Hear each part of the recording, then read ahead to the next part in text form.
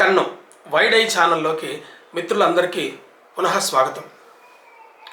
ఒక వీర నారి గురించి ఇవాళ మనం మాట్లాడుకుందాం. ఇటీవలి కాలంలో సంచలనం సృష్టించినటువంటి ఒక కోర్టు తీర్పు గురించి మనం చదువుకున్నాం. ఈ కోర్టు తీర్పు వెనక చాలా కథ ఉన్నది. ఈ తీర్పు ఏంటంటే, తమిళనాడులో సానంకుళం అనేటువంటి గ్రామంలో, ఇది తూత్తుకుడి జిల్లాలో ఉన్నది. ఈ గ్రామంలో జరిగిన ఒక ఘటన, దాని ఆధారంగా, దాని కారణంగా 9 మంది పోలీస్ ఆఫీసర్లు, కానిస్టేబుల్ వీళ్లకు అక్కడి కోర్టు మరణశిక్ష విధించింది. చాలా సంచలనాత్మకమైంది. ఆ తీర్పులో వాళ్ళు చెప్పింది ఏంటంటే, rarest of the rare case కనుక దీనికి మేము మరణశిక్ష విధిస్తున్నామని చెప్పారు. ఎందుకు జరిగింది, ఏం జరిగింది, ఎలా ఇది రుజువైంది అని చెప్పి వివరాల్లో లోపలికి వెళితే, జూన్ 19వ తారీఖు, జూన్ 19వ తారీఖు 23వ తారీఖు జరిగిన ఈ ఘటన ఇది. జూన్ 19వ తారీఖున 2020 అంటే కోవిడ్-19 పీరియడ్ కాలంలో, 2029 కోవిడ్-19 పీరియడ్ కాలంలో జరిగింది ఏంటంటే, జూన్ 19వ తేదీన ఒక ఘటన జరిగింది. అదేం జరిగిందంటే, పోలీసులు 2 వ్యక్తులను అరెస్ట్ చేశారు. వాళ్ళు ఆ ఇద్దరు ఎవరంటే, జయరాజ్ అనే అతను, ఆయనకి 58 సంవత్సరాలు, ఆయన కొడుకు బెనిక్స్ అనే ఆయనకి 31 ఏళ్ళు అట్లా ఉంటాయి అప్పటికి. వీళ్ళిద్దరిని పోలీసులు అరెస్ట్ చేసి పోలీస్ స్టేషన్కి తీసుకొచ్చారు. పోలీస్ స్టేషన్కి తీసుకొచ్చి కర్రలతోటి, రాడ్లతోటి ఇద్దరిని విపరీతంగా కొట్టారు.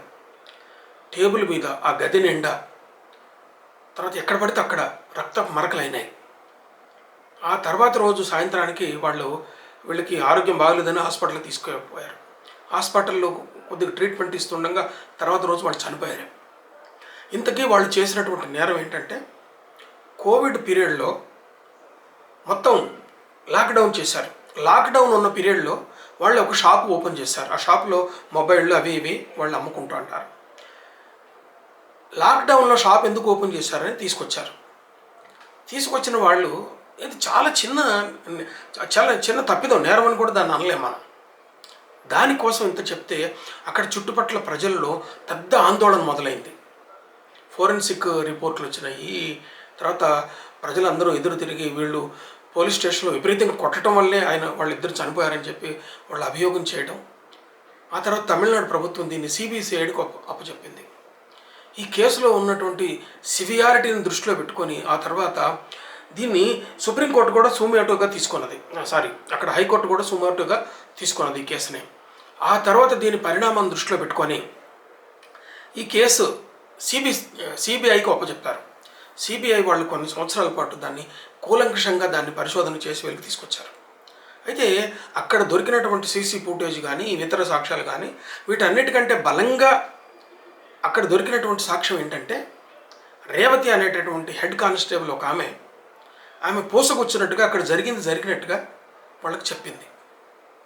ఆమె మీద అప్పటికే ఒత్తిడి ఉన్నది. ఆమె మీద ఏదైనా జరగవచ్చు అని చెప్పి ఒత్తిడి ఉన్నది.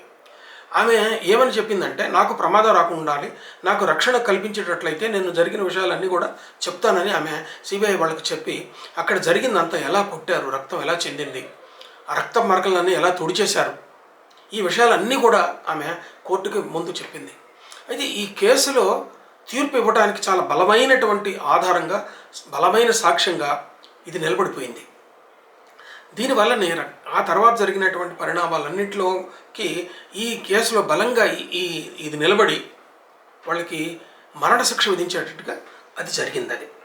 అయితే మదురై కోర్టులో డిస్ట్రిక్ట్ సెషన్ జడ్జి ముత్తుకుమారన్ ఆయన రీసెంట్లీ 9 పోలీస్ మెన్కి ఆయన శిక్ష విధించినప్పుడు ఏప్రిల్ 6వ తారీఖున, అంటే కొద్ది రోజుల ముందు ఇది వచ్చింది.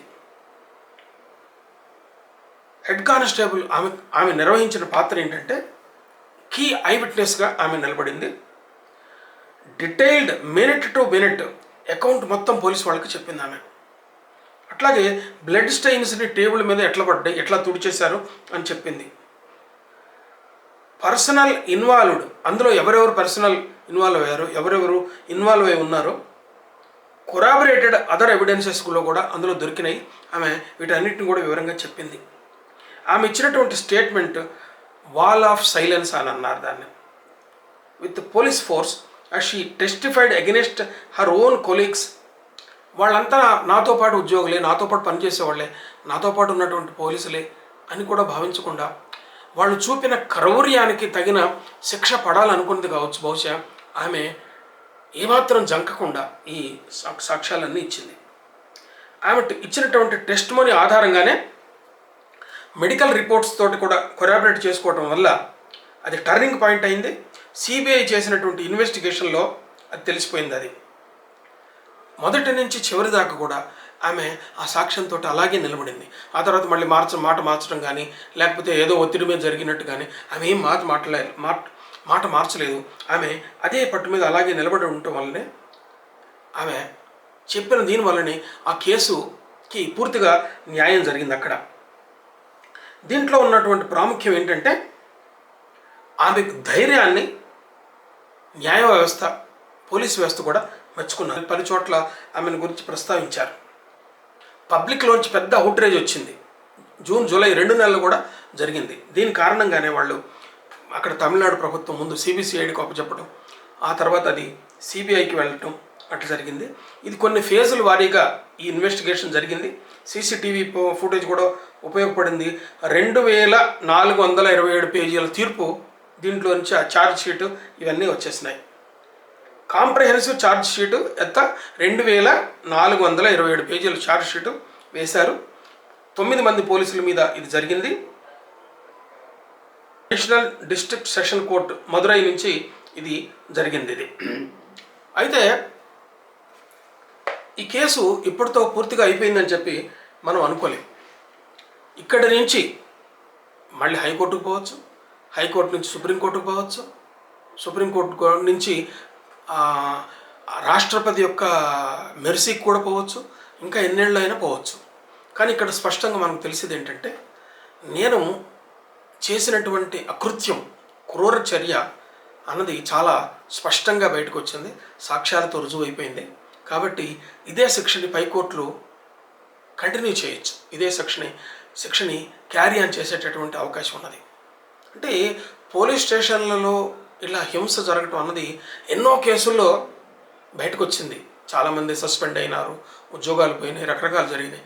కానీ ఈ తీవ్ర స్థాయిలో జరగటం, ఇంత తీవ్ర స్థాయిలో పోలీస్ ఆఫీసర్లకి ఉరిశిక్ష వేయటం, డెత్ పెనాల్టీ వేయటం అన్నది చాలా అరుదుగా జరిగింది. వాళ్ళు అందుకే దీన్ని రేరెస్ట్ ఆఫ్ రేర్ కేసు అని కూడా వాళ్ళు అన్నారు. మిత్రులారా, ఈ వీడియో మీకు నచ్చితే లైక్ చేయండి, ఇతర మిత్రులకు షేర్ చేయండి.